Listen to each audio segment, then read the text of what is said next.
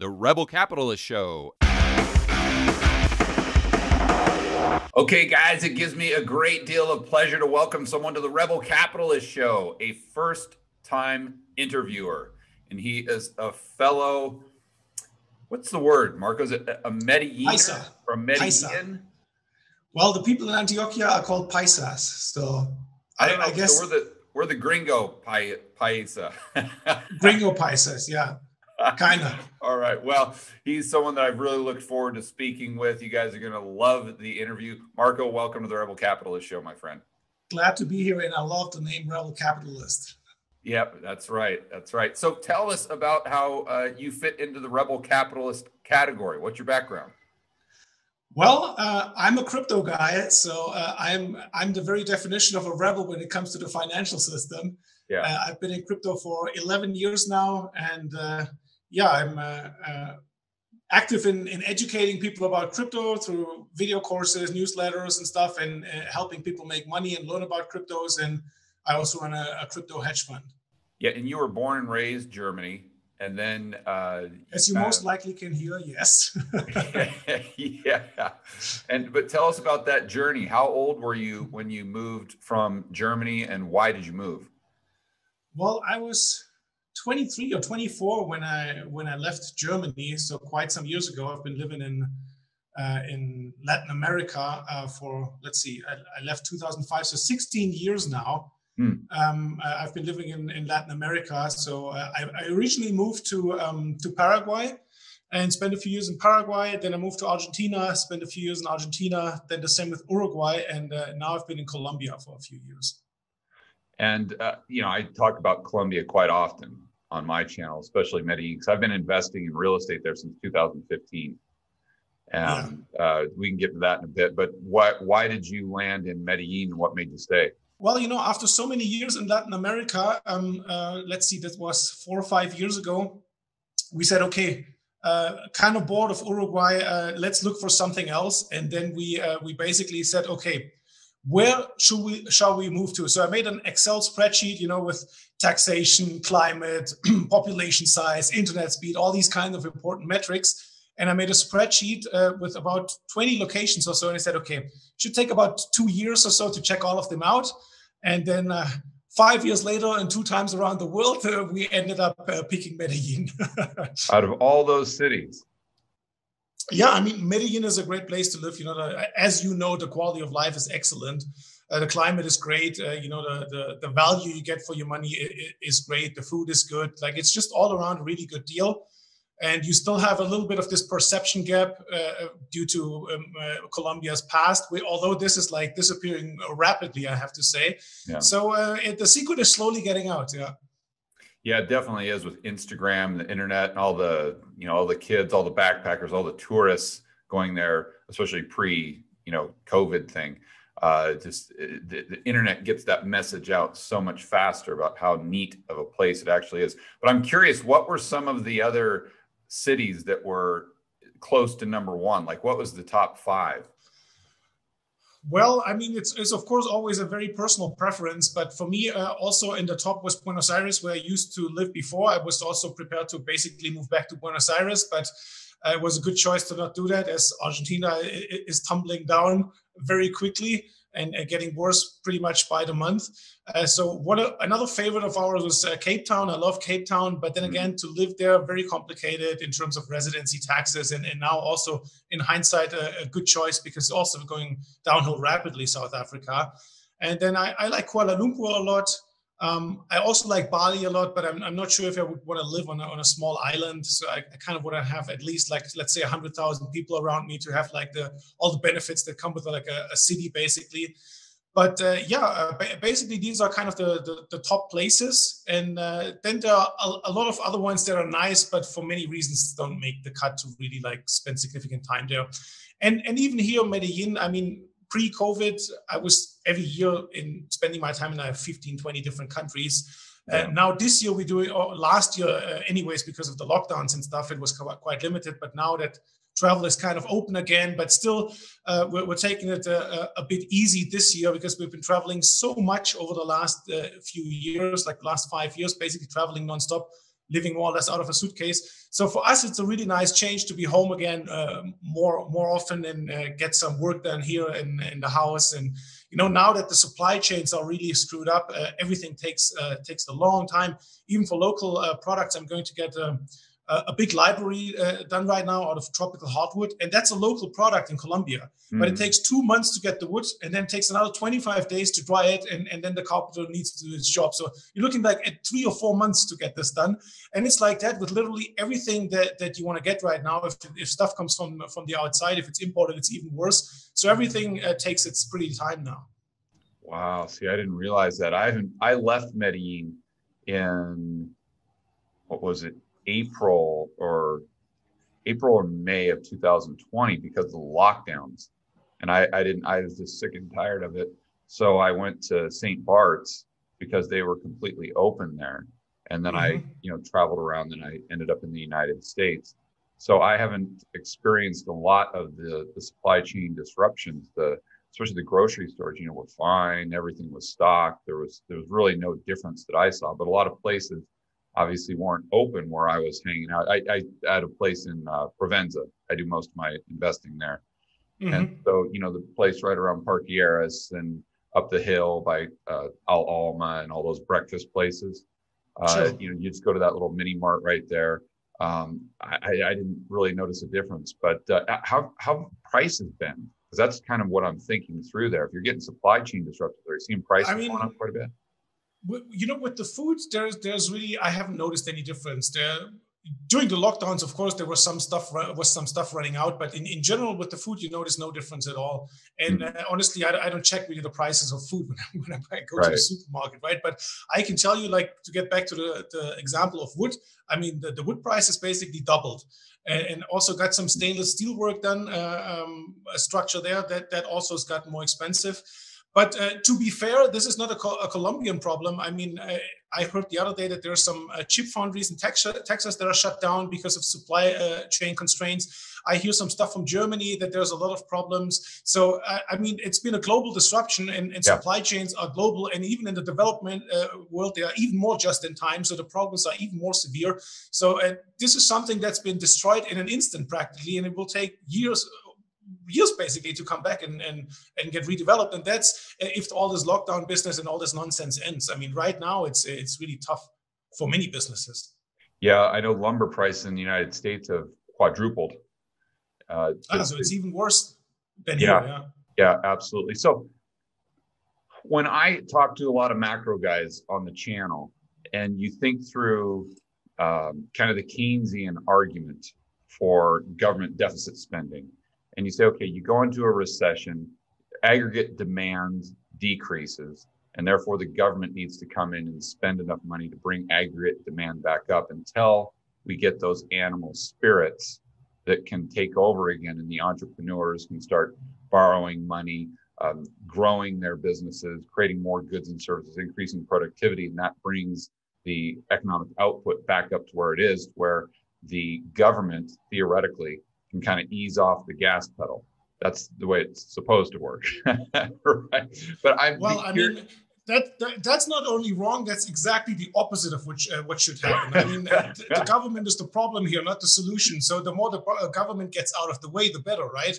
I mean, government doesn't have any funds. It has to steal it from a productive business or individual, so it's hurting the economy there. Or on the other hand, if they print money, then it's an indirect tax, and it's hurting just as much. So the real solution to get back to everything running smooth and booming again is just to get rid of as much government as possible. So it's not only wrong, it's exactly the opposite of what should be happening. Right, and I completely agree. But in what the specific question I want to ask you is, you've had the opportunity to travel to so many different places and so many different economies. And this is something I think gets lost on most of the people in America or developed nations who haven't had the chance to travel much, is how much do you think those animal spirits, just using that Keynesian word, are affected by regulation and taxes? Because you see where I'm going with this. If we just continue to increase taxes and increase regulations, just using the United States as an example, we've got to understand that's going to decrease animal spirits. It's not going to it's a increase. slow suffocation. And in the developing world, basically the net effect is that you have a huge informal economy, and that's just as damaging for the people because they don't have then as much access to the financial system and all the other structural benefits you get from a regular economy. So stuff just goes more underground and people just stay more at a subsistence level. I mean, this is not helping people. It's just limiting business at every level. You look at it, it's just limiting. And of course, in the developed world, you don't see an informal economy just as much. Although, if I'm correctly informed, in the US, for example, it's also about 10%. So it's not insignificant. Right. So if we kind of had to just wave the magic wand and come up with a perfect system for creating economic growth. We've got sound money. I think we'd agree there. We've got limited government, very small government, low taxes, and consistent rule of law. Yeah, so, I mean, if it were for me, then you could even go more extreme and have no taxes, no government. But the direction is right. Yeah, exactly. So let's just say that we've got sound money, but we've got bigger government and higher taxes. What does that economy look like? Can that flourish, or is government just too stifling, even though you've got the sound money component? I mean, obviously, sound money is the basis for everything, because the average person doesn't understand inflation and what's happening with the money supply and this indirect confiscation of wealth of the average person. So sound money, of course, is the basis in that sense. And the better the money, the better the basis. But then if on top of that, you have a big government that siphons off a lot of the wealth and with inefficiencies, regulation and taxes and all of that, then it's just suffocating it on that level. So really to prosper, you need both. You need sound money and you need to be left alone to just mind your own business, right? Right. Yeah. And those are the cross currents that I'm always thinking about when I'm trying to think about the future and whether you go onto a gold standard or let's say a Bitcoin standard or anything like that. It's not only that's takes us to a certain level, but then you've got the government component as well, which I'm always let's say apprehensive. How much crypto have you seen, or crypto adoption, I guess, in South America, in these smaller countries, the developing countries? Well, it is on the one hand, it is significant. On the other hand, it isn't. I mean, there's a growing informal economy that is using cryptos as a form of savings. Or in even more extreme cases like Venezuela, for example, if you have just one little GPU miner and this can like bring you or help your family survive, basically. So there's adoption on the low end, but there's not the kind of adoption that you see in more developed places where you have startups and lots of businesses and applications being developed at a significant level. There's very little of this happening in Latin America, but there's on the grassroots level happening a lot more than say in the developed world. So it's a little bit of both. Yeah. Do you see Africa adopting it faster than South America? I mean, I'm much more an expert on Latin America and Asia than I am on Africa. But what I see in Africa, there are certain places like Kenya, Tanzania, and a few others, Uganda, I think too, where there's quite a bit happening. And there's also a little bit of a local ecosystem with apps and infrastructure being developed there. But I don't have a really detailed insight where I can have a really solid opinion on this. I just know there's quite a bit happening, but in terms of the depth on how much is really going on, it's very difficult to assess from afar.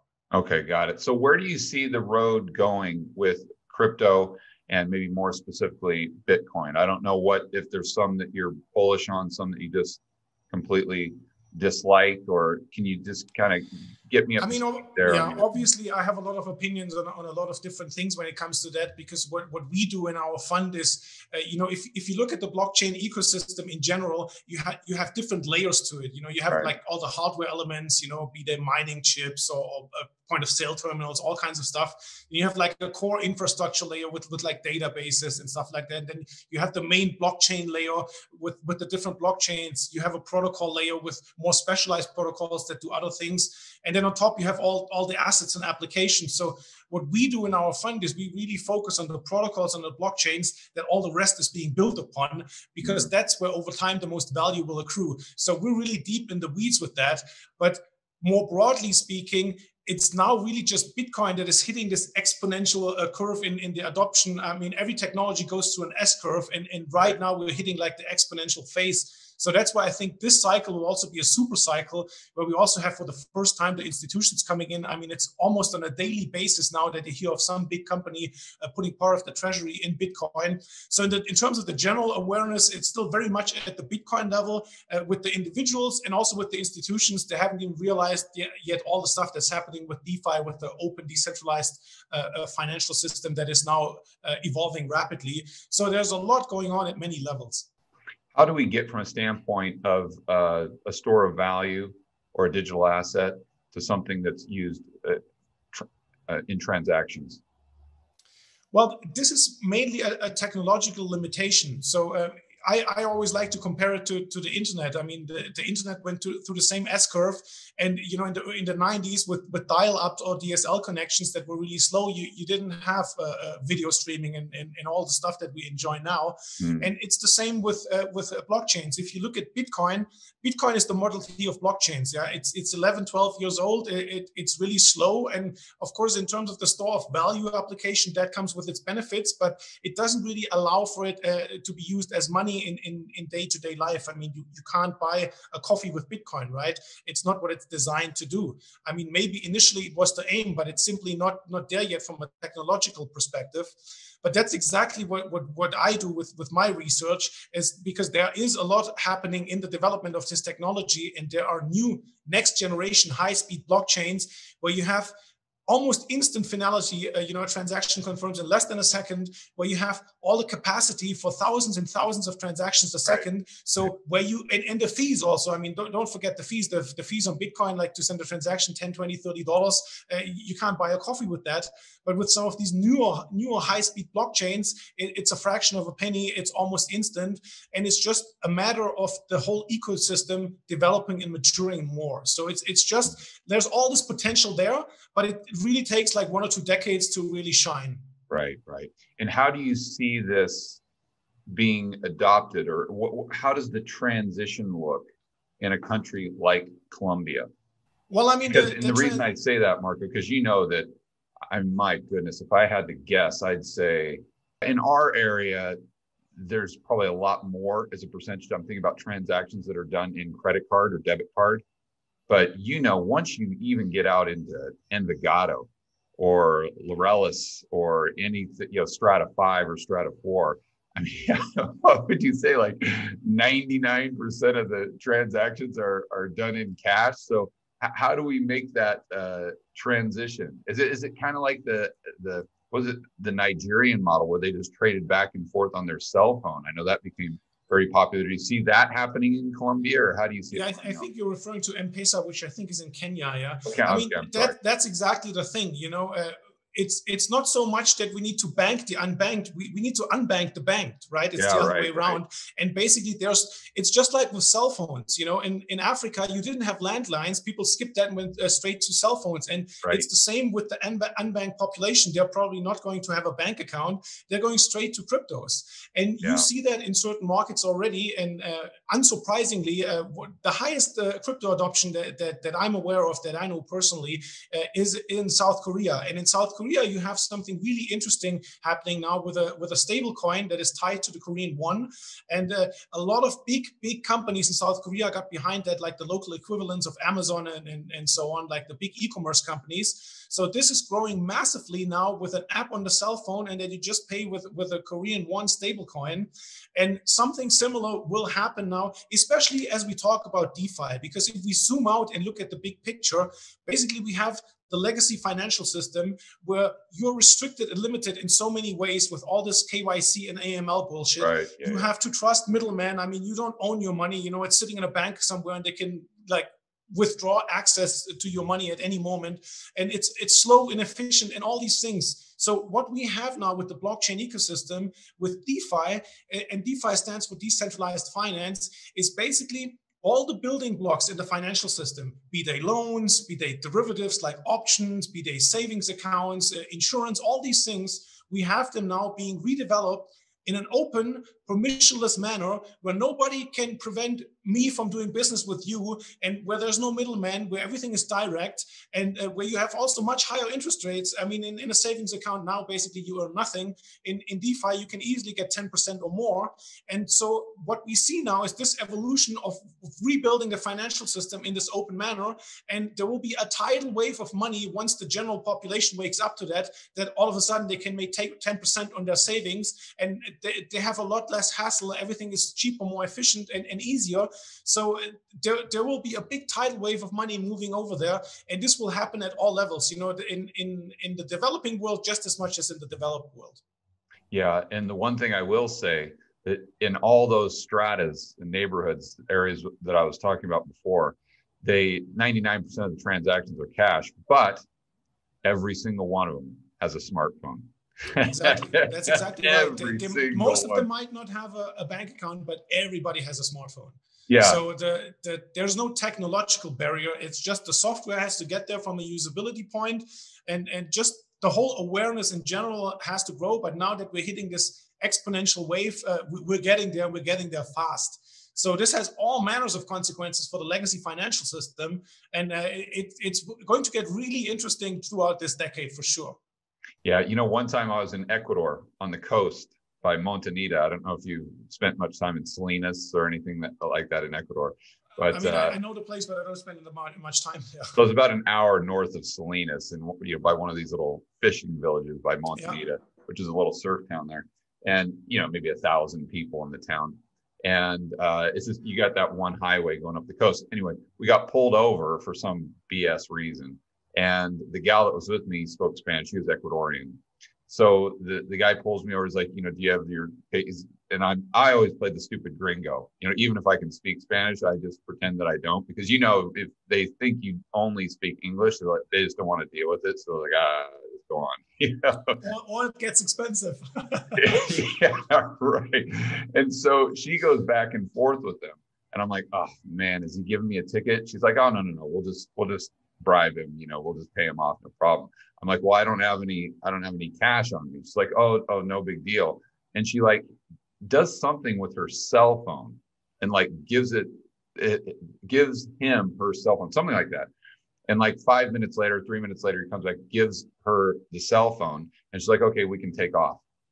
And I'm like, what just happened there? And she's like, oh, I just paid him off with my cell phone minutes. We just agreed on how many cell phone minutes I would give him to let us off the hook. And that's basically how we bribed the police officer. I mean, I have not seen this in Latin America before. I mean, bribes is always shocking for people in developed countries, but it's just a normal way of life. There's the corruption at the low level is just normal.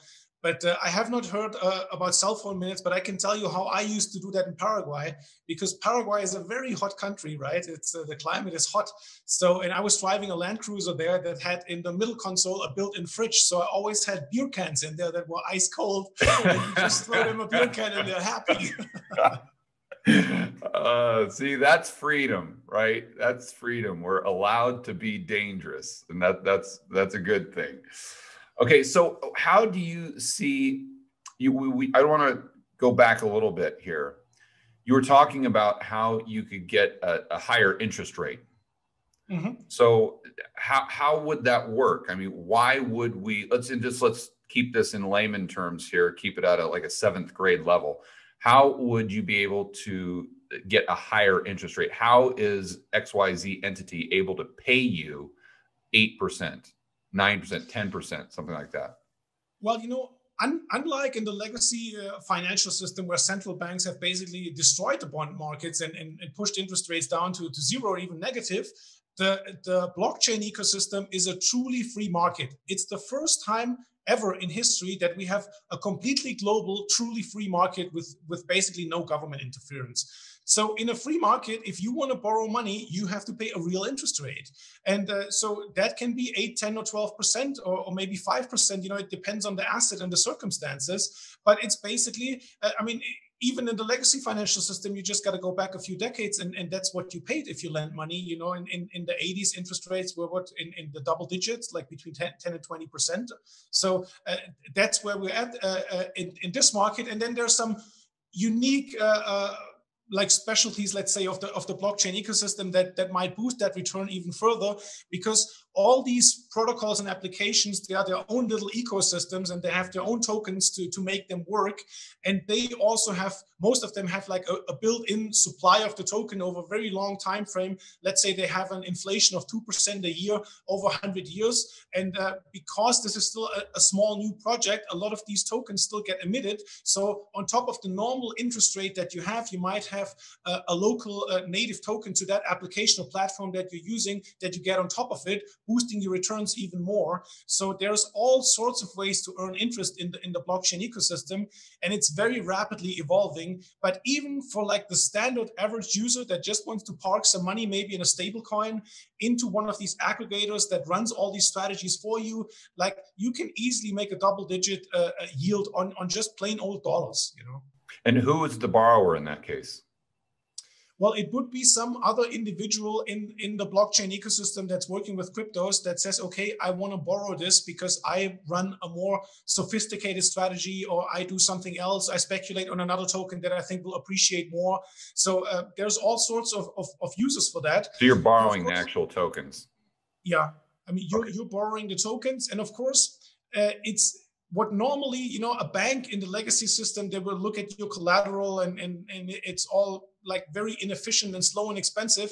But in the blockchain ecosystem, it's all done through smart contracts. So the collateral is monitored in real time. And then, of course, you have to over collateralize. And if you get too close to your limit, you automatically liquidate it. So the security guarantees are actually much stronger in a lot of these cases. A lot of these platforms even have insurance on your deposits. So yeah, it's very exciting times, and it's very interesting in all the things that you can do in the blockchain ecosystem already. And it's getting better and more user-friendly by the day. How does this reduce the size of government and the power of central banks? Because at the end of the day, I think there's a lot of important things going on, but that could be the most important thing that it does, even maybe above and beyond the component of sound money. I mean, if you really zoom out into the macro picture over the coming decades, what we're basically seeing now is the privatization of money. So money is now no longer in control of the central banks, and now we have private money. So we have probably maybe 2-3 million people that use the DeFi space right now, but pretty soon this will be 10 million, 100 million, 500 million, and grow from there. Of course, we don't get there overnight, and it will not go up in a linear fashion. I mean, crypto markets are so small and young that they're known to be very volatile, but as the space grows, this will be less and less of an issue, especially with all the ways you have to hedge now. So basically what we're seeing is this huge basket of money or bucket of money that is central bank fiat money is slowly being drained into the blockchain ecosystem. And yeah, at some point, governments will definitely try to interfere, but the beauty of the blockchain ecosystem is there is no way to directly interfere and to directly regulate it. You can only do that externally, where it intersects with the legacy financial system. Like if you want to withdraw to a fiat currency to buy a house or a car, so there's interference there. But in the blockchain ecosystem itself, it's completely free, and that's the beauty of it. Right. So how this will play out exactly is anyone's guess. Of course, at some point, governments will wake up to it, and it's no secret that there are plans in many countries for the central bank digital currencies. But basically, we have two systems evolving in parallel, and slowly the old system will die off in a probably multi-decade process with a lot of chaos and volatility. But the big benefit about if you learn about this now and get involved about this now, this S-curve that I described earlier, we're just hitting this inflection point. So even now, you're still early, and if you get involved now, there's still tons of money to be made. How do you think they tax it? I mean, every country handles this differently, of course, but you know, that is the beauty of it. You cannot tax it directly. And as long as you stay within the blockchain ecosystem, you can basically become a ghost, because also the whole privacy aspect of it is getting better every month. So, I mean, you can just look at, for example, China is a good example, because it's a big, very powerful country with like a dictatorial structure, and they outlawed cryptos completely in 2017. So that's put, of course, a damper on sentiment, and markets were in turmoil for a little while. But then relatively quickly, China realized that they cannot stamp it out completely. I mean, they can make it difficult and all sorts of things, but really, it's a new technology that will be taking over eventually, and there's nothing they can do about it. So they did a complete 180, and now blockchain technology is one of the core pillars of their strategy moving forward, and they want to become one of the leading countries with blockchain technology. So if a powerful big country like China realizes that there's little they can do and it doesn't serve them to outlaw it, then smaller countries can forget about it completely. And if you look, what's going to happen basically is all the countries that outlaw it will just fall further behind, and the countries that make it a priority. And look at the usual suspects that are small states that are open for business with low taxes, like Singapore, Switzerland, Dubai, Hong Kong. They're all leading in crypto because they get it. They have grasped that vision already, and they are leading the pack, and countries that will follow them will basically progress more quickly than the countries that make it difficult, and they will just fall further behind. Yeah. So they just tax it as a commodity. They tax it as gold. Yeah, I mean, every country will tax it differently. I mean, if you look at the US specifically, there's so many government agencies, and every agency has a different opinion. Like the commodity regulator says it's a commodity, the SEC says it's a security, the IRS has yet another opinion. So it's a complete mess. Yeah, yeah. I guess that's the whole point, isn't it? Yeah. The reason I ask those questions is because I'm trying to think through what happens in the United States. And I think this wealth tax is becoming very popular. The other day, they were talking about a excess profits tax in Canada. I don't know if you heard about that. Of course, the US has a really big, strong government, but don't underestimate this or overestimate this, because the blockchain ecosystem is returning power to the individual. And that's, you have sovereignty with your money with this. And this is the ultimate power. And now governments are still powerful because they have the grip with taxation and the money printing. But, we're entering an age of chaos and turmoil right now on so many levels, and things can unravel very quickly, and the power of government can be diminished very quickly. So I expect a lot of chaos and tumultuous time in this decade. Yeah. But this financial sovereignty, this is the linchpin that will change everything. And it is going to happen. There's nothing governments can do about it. That's the beauty of this whole thing. Yeah, I don't think there's anything they can do about it except for just try to make it illegal, but then tax it. I think that's really what you got to look at. How do they tax it? I think they just tax it like any other asset, just capital gains. We'll see about a wealth tax. California's talked about an unrealized capital gains tax, but of course that wouldn't just apply to crypto. That would apply to any of your assets and be just as destructive. But I think, the United States has built their entire economy on asset bubbles. I always say it's built on three things: asset bubbles, debt, and confidence. Yeah, so but don't forget that it was also built on a free market initially. I mean, when the US came into existence, the last couple decades, yeah. Okay, recent history, okay. But if you look at an unrealized gains tax, that will basically mean the total bankruptcy of California. I mean, it's already completely gone. But I mean, if you do that, you destroy every single business, and it will just mean like an exodus of biblical proportions out of California, and there is already quite a significant exodus. Massive. So I don't think this will ever come into existence in a real way. I mean, they will do bad stuff guaranteed, but not at that level, because that's just suicide. Yeah, right. Yeah, what's interesting is when you layer on top of that the potential for a central bank digital currency, and if you've all got an account with the Fed or the Treasury, if those balance sheets merge, who knows what's going to happen there. And therefore, they ban cash, and the dollars moving throughout the system. They've got real-time data on that, but then they can extract pretty much whatever they want when they want, as long as it's within their ecosystem. So if it's something that's outside of that ecosystem, how do those two things interact? And what I always kind of, in my mind, the way I see it, are just competing networks. So if you've got a network of the dollar right now, that's obviously extremely strong worldwide, But then you've got this competing network of, let's say, Bitcoin. And then you might have another competing network of the Chinese digital yuan when you look at everything they've done with the Belt and Road Initiative. So it's kind of like this game where you're trying to figure out, the probabilities of each one getting ahead and how that works and how they interact and what that does to the local economy and the global economy. Yeah, that is a very good framework to look at it like that, because it's also not a winner takes all market. I mean, if you look at the legacy financial system, you also have 5 big currencies, and in a free market with cryptos, it will probably be even more than 5. And if you look at it, if you really look at this, what it really means is, on the one hand, you have money that is sound, that is permissionless, decentralized, where you don't have any of these problems and interference. Yeah. And on the other hand, you have a dystopian nightmare. You have a government currency that gets inflated into oblivion at will. Yeah. You're 100% transparent. They see every single transaction that you do. They can implement like horrific policies and adjusting your balance based on whatever you do and whatever you think.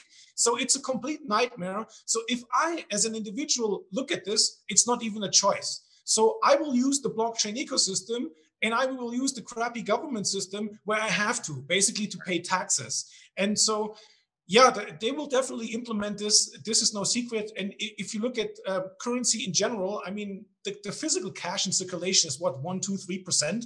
I mean, it's already credit cards, bank accounts, PayPal, Venmo, everything is digital already. So this dystopian future from the government, they're definitely pushing for that. But I think it's very important to retain a positive outlook. And that's why our fund is called Second Renaissance Capital, because I really believe this decentralized technology will lead us into a second renaissance, and it will diminish the power of government and will unleash so much creativity and entrepreneurial power that we're really entering in a new golden age. But first it will get very chaotic and it will look very bleak for a moment. But once this breaks through, it will be amazing. And this is coming. And you can join the system now already if you want to. Yeah. You got to crack a couple eggs to make an omelet, right? That's right. So tell us about the private cities. Yeah, I mean, that's another really exciting development, because if you really look at the world in general, everything is cyclical. And the same applies to countries, to nation states. I mean, look at Europe, we have this, it's basically a European dictatorship with the European Union, this centralized super state that they want to build this one giant structure out of it. Right. And of course, things in reality don't work that way. The more ossified it gets, the more cracks it will get, the more bureaucratic and socialist it gets, the faster it will fall apart. So we have these cyclical waves towards more centralization and then towards decentralization with smaller, more independent, more flexible, more freer states. And we're seeing a lot of really exciting developments right now with free private cities that basically are like Singapore started out. Singapore under Raffles back in the day was like a completely free market, wheeling and dealing, anything goes. And that's how the place boomed and developed. And look at Hong Kong in the 50s. I mean, there were a bunch of impoverished fishermen. There was nothing. And once they put a structure for freedom in place, the place boomed and now is one of the richest in the world. And with these free city states, they're basically replicating this model. And the most advanced one is right now on the island of Roatan, which belongs to Honduras. There's a zone for economic freedom and development that is called Prospera, where you basically have very minimal taxes, very minimal regulation, and they have their own legal system, and it's really a thing of beauty. And that's basically a startup country where you can get involved right now. And there are lots of other projects like that are in earlier stages of development. In Roatan on Honduras, this is already like live, it's already existing, it's already being built right now. So if you want to join this, you can become a pioneer of a new country. But there are other areas where it's already in advanced stages of discussion. So this is something that we're going to see more of in the future. So how does the government treat that? Well, that was basically more than a decade in the making, because they had to build a really broad consensus in Honduras to change the constitution. So that didn't happen overnight. But in a place like Honduras, which is basically, to be honest, a complete shithole, that's why everybody wants to escape north to the US. And that's why it's a fertile seeding ground for such an experiment. That's why they're open to this in the first place. I mean, you can't go to the US and say, hey, give us a state and we're like ripping all the laws to shreds and we're making our own thing. It's not going to happen. But in a place like Honduras that has absolutely nothing to lose, even there it took 10 plus years, but now it's ready. And there are a lot of other similar places that are smaller places where they have really not a lot going for themselves, and where we can go in now and convince the government and say, look, this is a good thing and you will become a hero and the place will become wealthy and prosperous. Let's do this. And of course, it doesn't happen overnight, but it is happening in more and more places. And so that's already gone into effect in Honduras. Yes, the Prospera zone is live. There's actually more than one zone. There's another one in the mainland. I think there's a second one being developed on Roatan as well. There's already the first infrastructure going up in terms of housing, roads, electricity. All the stuff has to be built practically from zero. And this, of course, also takes its time. But there's also the first 100 or so people moving there and enjoying the total freedom that they have there. That's really fascinating. Yeah, I'm excited to check that out. Google it today at lunch and really dive into that. That sounds really, really cool. So tell us about a plan B. I mean, the Americans now, or people watching this video, are just saying to themselves, oh my gosh, I don't like what's happening in my local area. Whether it's the United States, Canada, Australia, Europe. That's the majority of my viewers. And I want, I can't just get up and move, but I want to have some sort of backup plan. And I hear this all the time. So what would you suggest the first steps people take to set up a plan B? Yeah, that's a very good question. And it's a very important thing to think about. And I think more and more people are realizing this now, especially with this, pandemic global deep state takeover, where it's really shocking how globally effective this has been and how few areas there are where you have freedom of movement and where it's not really scary. So if you think about what that means, is like they can lock you down and worse at any moment. So to have flexibility to go elsewhere on the globe, what do you need for that? Number one is you need access to your capital. So what that means as the very first step, and anybody has to have that at this stage, is you need to have at least a bank account outside of the country where you live and where you're a citizen, not to hide any capital, but just to guarantee you access to it. So to basically deny your government access to it, that would be a step one to protect your capital. Now, to improve that even further, I would say put part of your assets into crypto. That's the ultimate sovereign money, the ultimate protection. So you need the flexibility with your money on one hand, but then on the other hand, you also need to be legally allowed to enter another country. And the only way you can do that during times of where they might lock down at any moment is if you're either a citizen or a resident. So what that means is you should get a residency permit in another place that you like, ideally in multiple places that you like. So if there is another lockdown coming, and it's a very serious possibility, then you can take a flight or a train or a bus, whichever way that gets you there. And then when you show up at the border, you are allowed to enter. If you show up as a tourist, you will be denied entry. But if you're a resident of the place, you're allowed in. So it makes a lot of sense to have a plan B and a plan C and a plan D, and to have a few residence permits, or even better, if you can afford it, it's usually more expensive and takes more time. A citizenship in another country with another passport gives you even more freedom. So that is basically a 21st century life insurance policy, because things can get bad and ugly really quickly. And this is your ticket out of there. Yeah, and I like what you said about the spreadsheet. When you set that up, I think that's a great idea. Just set up a spreadsheet on the, through your Google research on the places where you would like to spend some time, maybe just 20 places where you think the governments aren't too draconian, where you might be able to get a residency, might be able to get a bank account. And don't make any big commitment. Just try to, over the next couple of years, travel to those, maybe not 20 places, but maybe 5 places or 10 places, something like that, when you take your vacations. And then just when you're there, boots on the ground, see if you like it. And if you like it, then maybe go ahead and move forward, or put that higher up on your list So when you get done, you've got 3 or 4 areas where you're ready to go ahead and pull the trigger and make something happen. And then those are areas where you'd really enjoy spending some time if you had to just kind of get out of Dodge for a while because things were getting a little crazy.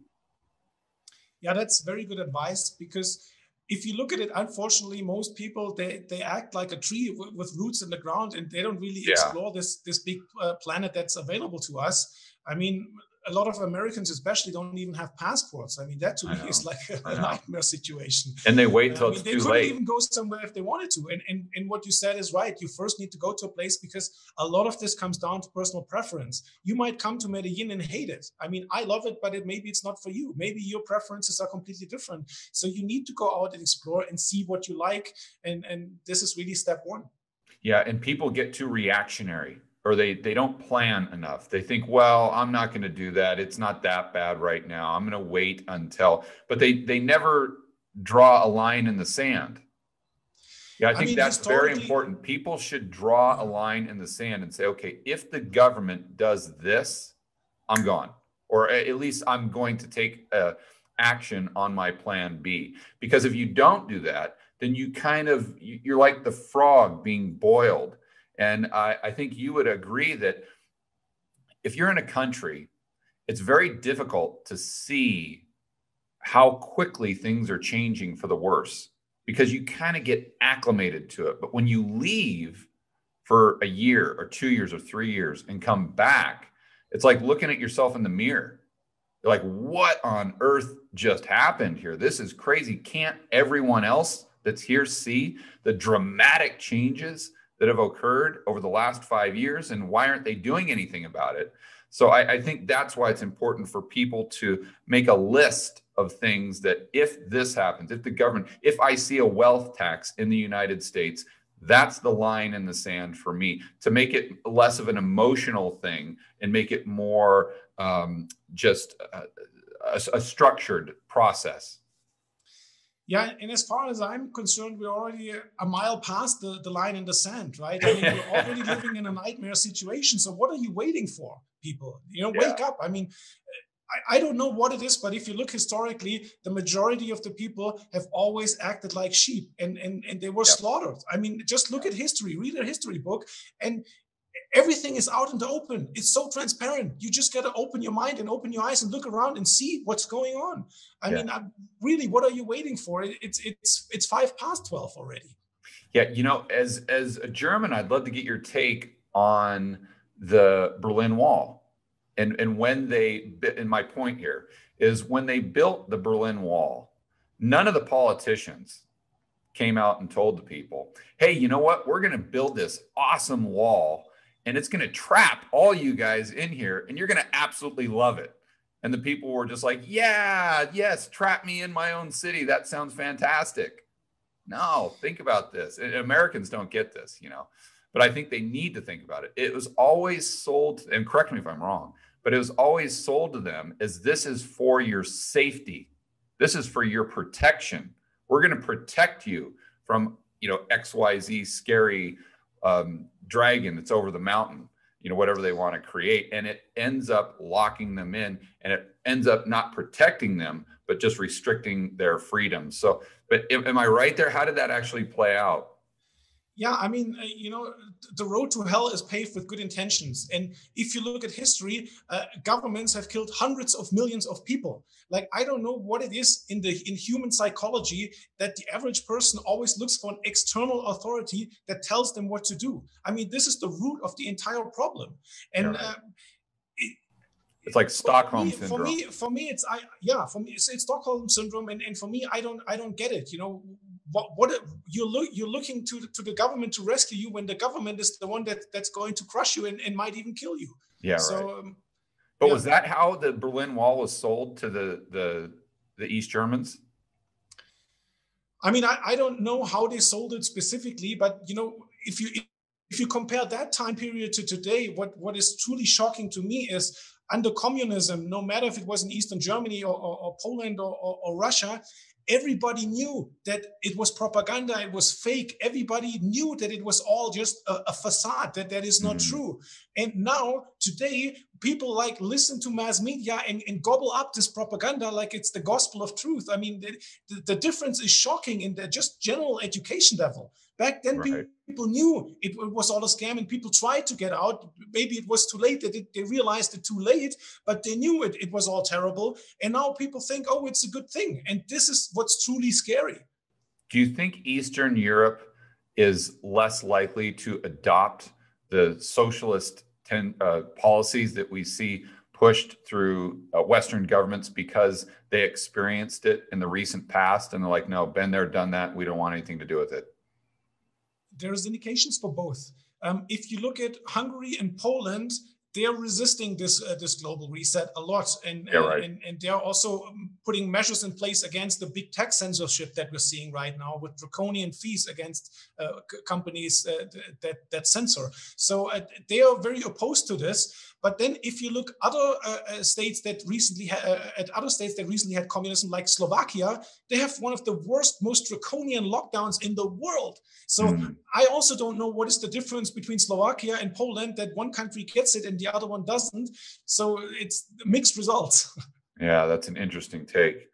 Okay, Marco, fascinating conversation. I really appreciate your time. For my viewers and listeners who want to find out more about what you do, where can they go? Well, my personal website, marcowutzer.com, is where you will find my crypto products, my video course, and my investment newsletter. And at secondrenaissance.com, you'll find what we do with our crypto hedge fund. And then if you're interested in the free private cities, at prospera.hn is where you can read up on that. Very cool. And just out of curiosity, what's the lockdown situation right now in Medellin? Nothing. I mean, you have to wear a mask if you walk into a mall. So you have to carry a mask with you. Or if you enter a restaurant, while you walk in, you have to wear a mask. Are there any curfews or anything? No, not anymore. I mean, there were in early January, there was a weekend curfew, but everything is open, including bars and everything. Right now, there's no limitations. So bars, or the Charlie, the Click Clack, all those are open? Yeah, everything's open. I mean, Colombia actually surprised me earlier on, when they even completely removed the COVID test requirement that was like gone for a few months, while everybody except for Mexico, I think, had it. But yeah, Colombia politically is also a whole separate discussion. But right now they have the COVID test again. So this basically the only limitation. Tourism is actually doing very well here. They're very high occupancy. A lot of people come in because there are right now basically almost no restrictions.